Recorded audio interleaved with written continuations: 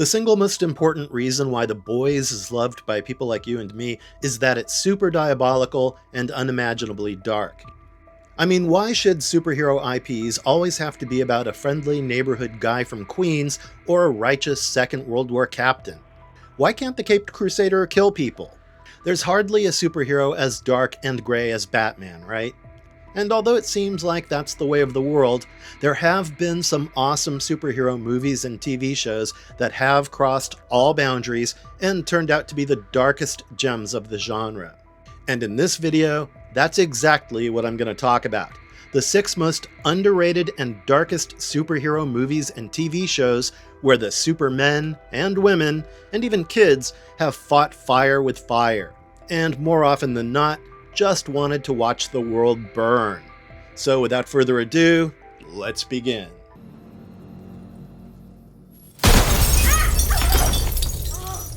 Brightburn 2019. With the many waves of superhero movies that have washed up over the last few decades, the horror genre sooner or later had to have its own seat at the table. And Brightburn is the answer to that. It's basically Superman's origin story, only the sweet farm boy from space didn't grow up to save people. Directed by David Yarovesky and written by Brian and Mark Gunn, the entire premise is pretty simple to explain. Released 7 years ago, the film followed Brandon Breyer, a boy who came from another world in a ship that crash-landed on a farm in Kansas. But before you can say, wait a minute, that sounds awfully familiar to Clark Kent, let me stop you right there. Because this was no hopeful superhero story. We meet wife and husband, Tori and Kyle, who are desperate for a child. Their prayers are answered most strangely when an alien capsule lands on their farm, and inside it they find a baby. They name the child Brandon and raise him like their own with all those old-school American family values. And for a while, it seemed Brandon had found himself a loving home, and the Breyers were finally a complete family. Brandon seemed like a normal kid. A little too smart, but a normal kid. However, their 12 years of familial bliss soon turned into a nightmare when Brandon hit puberty. Around the age of 12, Brandon began to change. His powers were triggered, and with that, everything dark inside him was awake. The kid discovered his superhuman strength and completely went nuts. He discovered that he had invulnerability and super strength far beyond any normal human. But along with that, he soon began to lose control of his impulses. He had a bizarre fixation on Caitlin, a girl from his school, and thus stalked her. One night, Brandon entered her room in the middle of the night and watched her sleep. That's pretty creepy for a 12-year-old kid. Wait, let me rephrase that better. That's creepy for anybody. Later, Brandon breaks Caitlin's arm because she refused to help him in school, knowing what he did the other night. Even worse, when Caitlin's mother tried to keep him away from her daughter, Brandon murdered her. What made all this creepier was that Brandon looked innocent, just like the kid next door. But he was devoid of empathy or remorse, and had a god complex. Once Brandon accepted what he was, the body count only grew from there. He beats people to death, burns out a woman's eyes, and drops a woman to her death. He even trapped a man inside his truck and sent it packing down the road as the steering wheel tore into his jaw. Man, that jaw scene, by the way, it had no mercy. And that's where you stop looking at Brandon as a kid with moral issues. By this time, he was a full-blown sociopath who was deluded with the idea that humanity was the problem. By the end of it, you might even start questioning why we even root for the superheroes in these films. And that made me think that while anyone can make an evil Superman movie, Brightburn does so much more than that. It may have the Clark Kent angle, but the movie was far closer to The Omen than The Man of Steel for me. Such gruesomeness and gore. Brightburn isn't fan service, but a horror movie. The dread is ever present, and the kills are brutal. You know this isn't gonna end well for anyone involved, and yet you can't stop watching it. So if you ever wondered what Superman's story would look like without all his goodness, Brightburn's the way to go. It's currently streaming on Amazon Prime in case you want to witness Brandon blind people and gut them inside out. Yeah, a 12-year-old kid did that.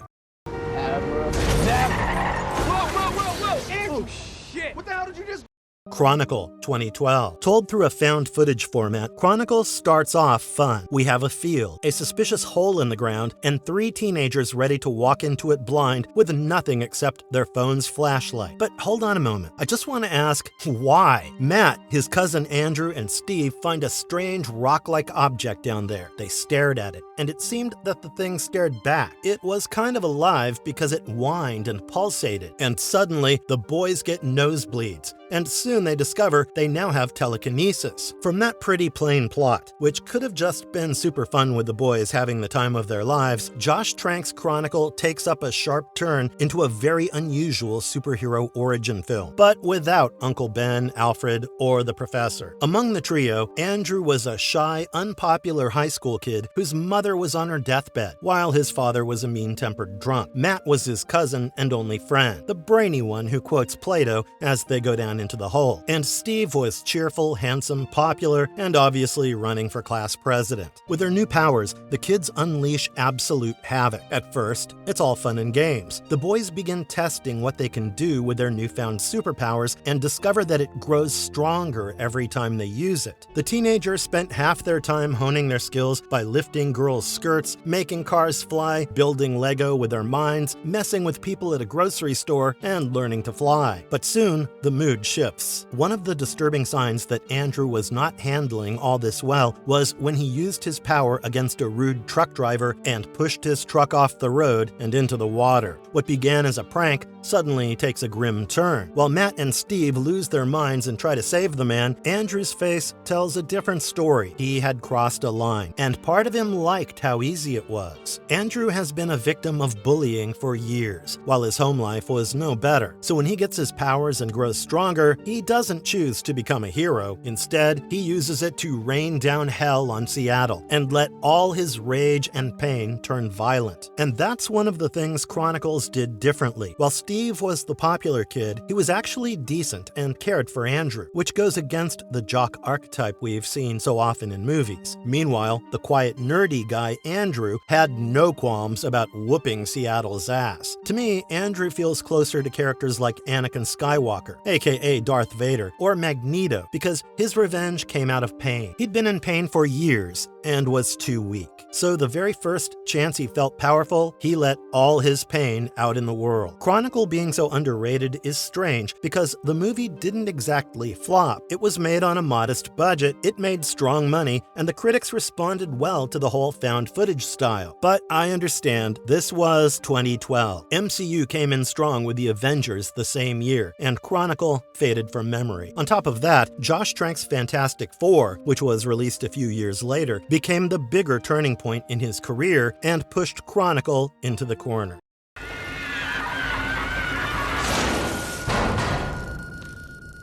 The Gifted 2017 to 2019 TV series. Let me tell you something about me. You don't need to push me much to try a superhero series. If there are mutants, powers, a shady government doing what shady governments do, count me in, please. And that's how I stumbled upon The Gifted. Created for Fox by Matt Nix, the show's world building is strikingly similar to Logan's since this is the X-Men universe, but after their glory days were long gone. The X-Men and Brotherhood had disappeared by then, leaving the remaining mutants without their most powerful protectors. The mutants that were left behind were hunted, tracked, and forced underground to protect themselves from a system that was a little too eager to see them in handcuffs. And that brings us to Reed Strucker, a prosecutor whose job revolved around convicting mutants and keeping them off the streets. But when Andy, Reed's son, is brutally bullied to a point, his mutant powers are triggered, which brings the building crashing down. Lauren helped his brother escape and later revealed she too was a mutant. All hell breaks loose when Reed, who has spent his life on the other side of this war, suddenly finds himself protecting his children from a hostile government. After all, he knew what really happened behind those walls. But it doesn't take long for Sentinel Services, a federal agency, to come knocking to hunt mutants. And they're not here to play. The Sentinel Services did not consider mutants as misunderstood people, but straight up treated them as potential criminals. And the series does a commendable job of linking the notion that humans fear everything they can't control or understand. The Strucker family now had no option but to run, and were flagged fugitives of the same system Reed used to serve. Their only real hope was the Mutant Underground, a group of mutants who were forced underground to survive and now worked in the shadows to help mutants find safer lives. While the series was connected to the X-Men, it didn't have the same pull. Fox canceled it after 2 seasons because it couldn't meet their ratings goals. Disney's acquisition of 21st Century Fox may also have complicated its future, since the Fox broadcast network no longer shared corporate ownership with the studio producing the show.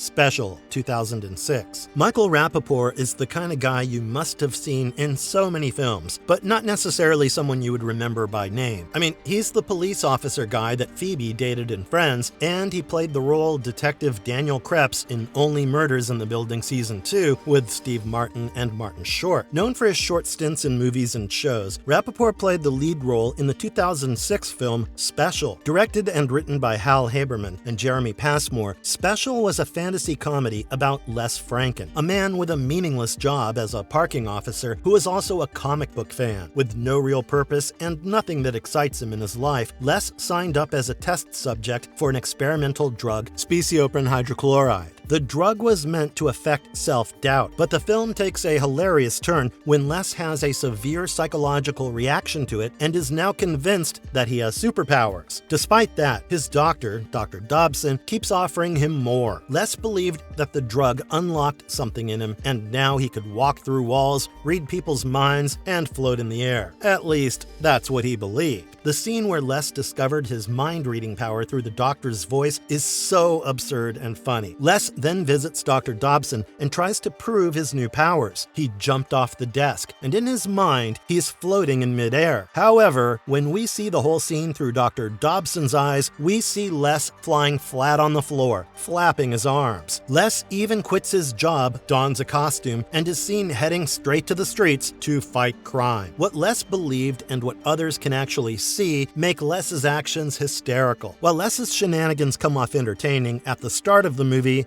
the plot then takes a serious turn. What began as a quirky superhero riff gives us a closer look at issues like mental health and depression. But mind you, the humor doesn't cheapen the pain. Whilst the story makes you laugh at Les's situation, it makes you care about Les as well. You see how badly Les wanted to matter, how a fantasy or delusion gives him a purpose that he had been yearning for all his life. And so, no matter how much he spirals out of control, you kind of root for him. Because isn't that what each of us wants? To matter? This makes Les's character more human because the best superheroes are those who remain humans first. Spider-Man had his MJ problems. Batman dreaded losing people he loved, while Superman was the lonely god, the last son of Krypton. Special, with Les driving the same idea home, anticipated the wave of unconventional, powerless superhero films that later included Defender, Paperman, and Super. But it's understandable because back then, a low-budget movie about a delusional would-be hero was also easy to miss.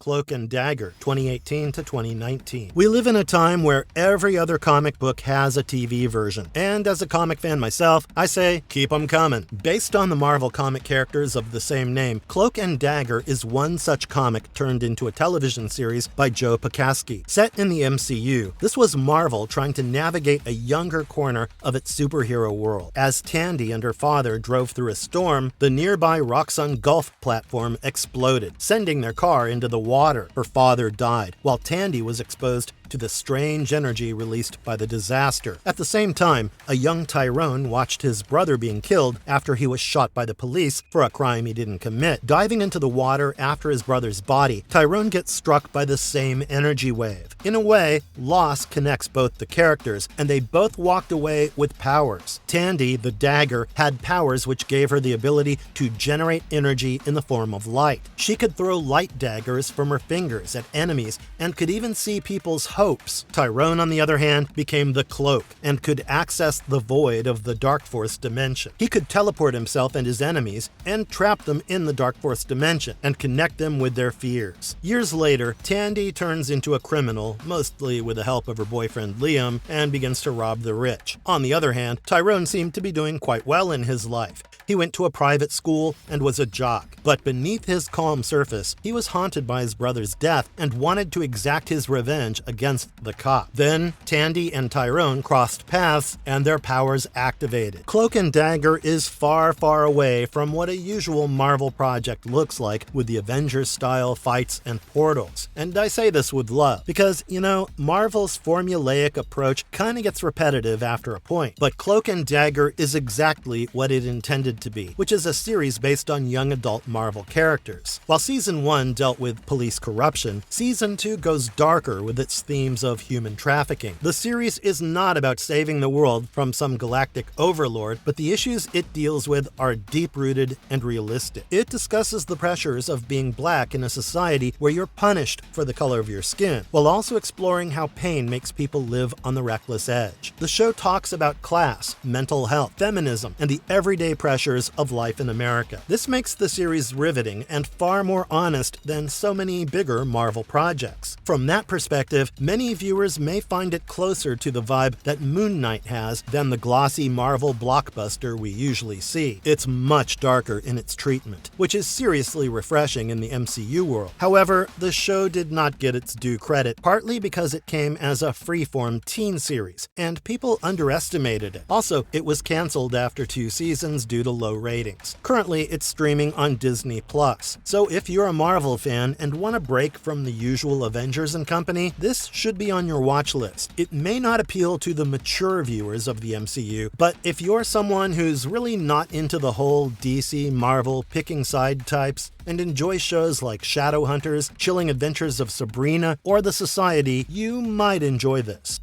The Maxx 1995 TV series. Based on Sam Keith's Image Comics comic book series, The Maxx was an unusually faithful adaptation of the comic's early issues. In fact, Keith himself had said the book is quirky, flawed, psychedelic, and just plain weird. And that pretty much sums up the 13-episode series, too. The Maxx is a masked, muscle-bound hero in a purple suit. However, in the real world, he's actually a homeless man who happened to live in a cardboard box in an alley. The guy totally believed he had superpowers, or at least that's what he claimed. The Maxx shifted against his will between the real world and a mysterious unconscious realm known as the Outback. So you had the real world and the other internal world called the Outback, and he had trouble distinguishing between the two worlds. The only person who truly cared for him was a freelance social worker, Julie Winters. But inside Max's deranged mind, Julie was his jungle queen and the ruler of the Outback, or Pangea, or Australia, depending on what kind of mood he was in that day.